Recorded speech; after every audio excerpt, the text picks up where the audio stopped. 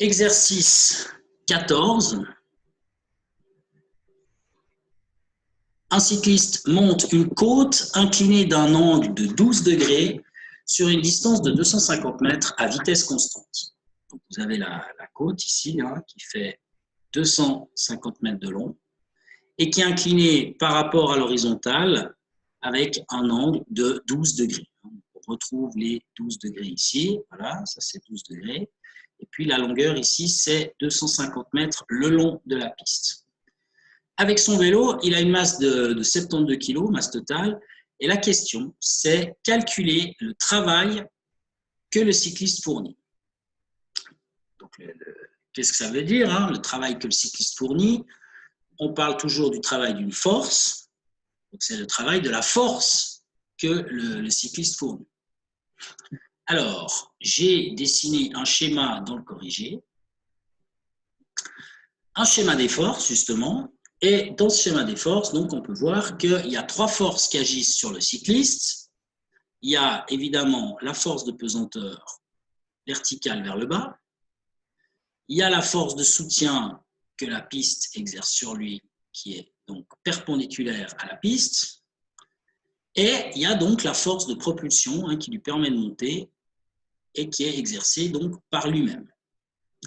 Alors, dans ces deux forces, si vous voulez, il y a ces trois forces, il y a la pesanteur, c'est la terre qui exerce ça sur le cycliste. La force de soutien, c'est le sol, la piste qui exerce ça sur le cycliste. Et puis la force de propulsion, c'est son moteur interne en quelque sorte, c'est-à-dire ses jambes en fait qui exercent cette force. Donc ça, c'est la force exercée par le cycliste. Donc c'est cette force-là dont on veut calculer le travail. C'est ça le travail que le cycliste fournit. Donc ce travail, on l'appellera W comme travail et WF comme travail de cette force F ici. Alors, plusieurs manières de résoudre ce problème.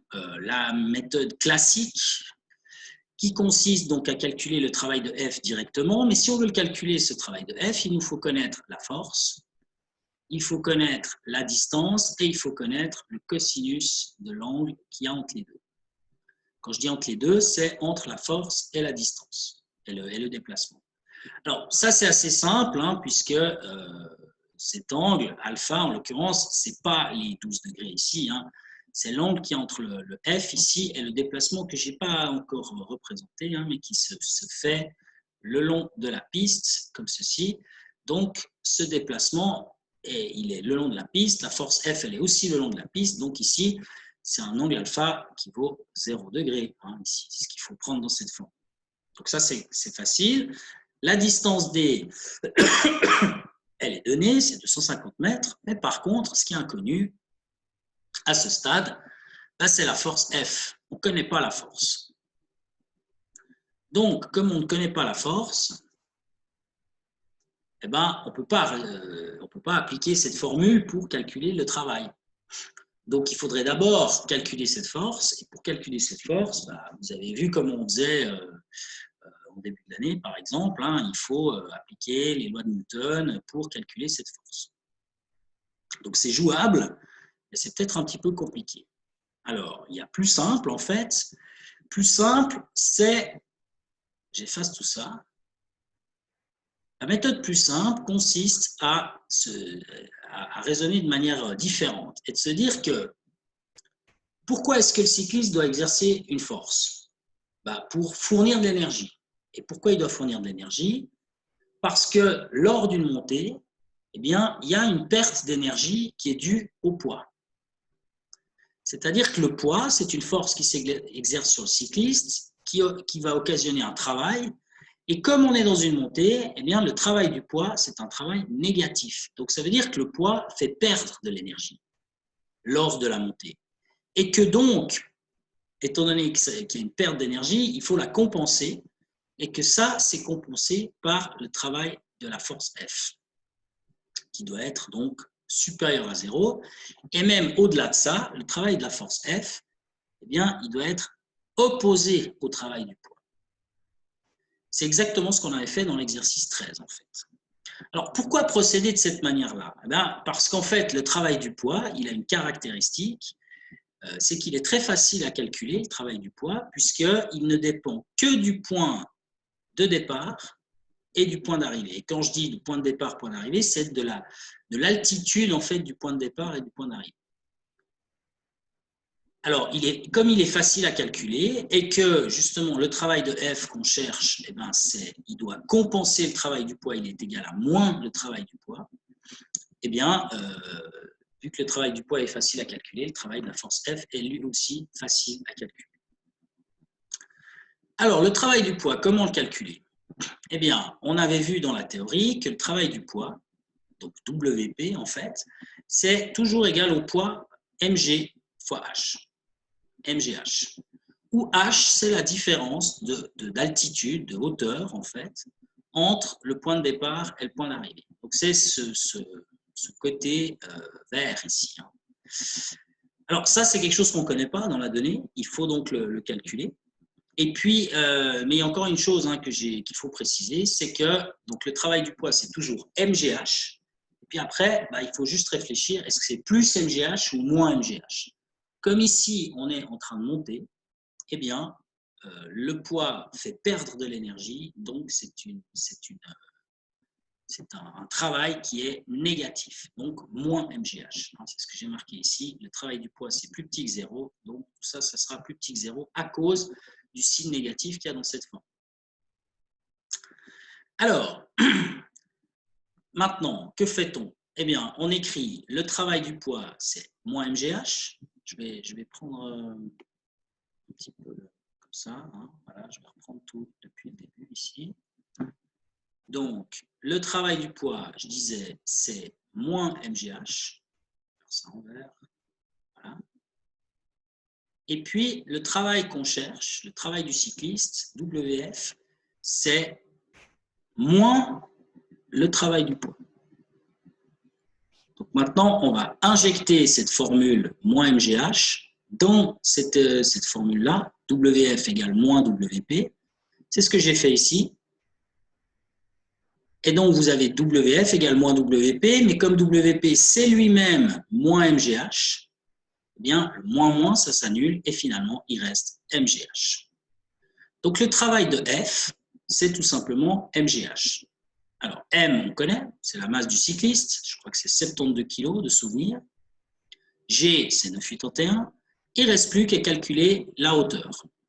Cette hauteur, là, on ne la connaît pas. Donc, il y a quand même un petit truc à calculer. Mais elle est facile à calculer, cette hauteur. Regardez pourquoi. Si vous reprenez le schéma que j'ai présenté en dessus, vous avez ici donc nous, ce qu'on cherche à calculer, c'est cette hauteur. Ouais, évidemment, ça ne marche pas. Hein. C'est cette hauteur que je vais dessiner. Ouais, je vais dessiner ça en jaune, ça ressort mieux sur le noir. Hein. Donc, nous, on cherche cette hauteur-là. C'est ça qu'on cherche. Alors, si je reporte ce côté-là, ici, tac.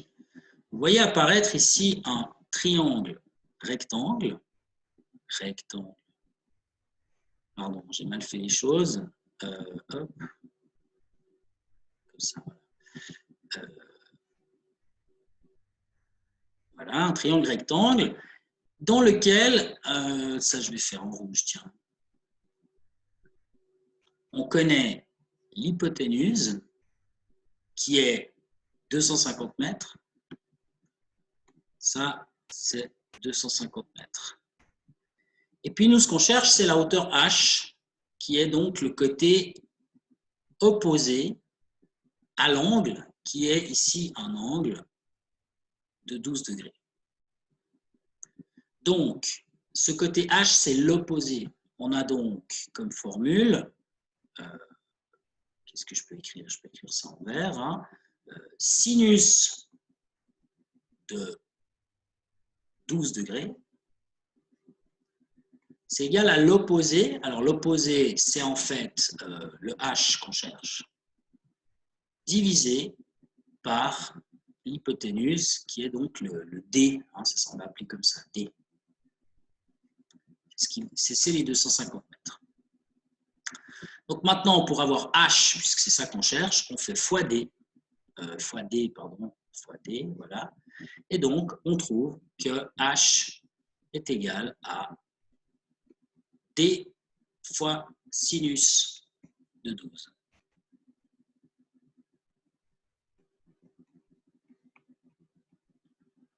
Donc, en réalité, c'est 250 fois sinus de 12. Alors ça, je l'ai fait plus bas, ici. Pardon. Alors, ça a été fait là en bas. Hein, voilà.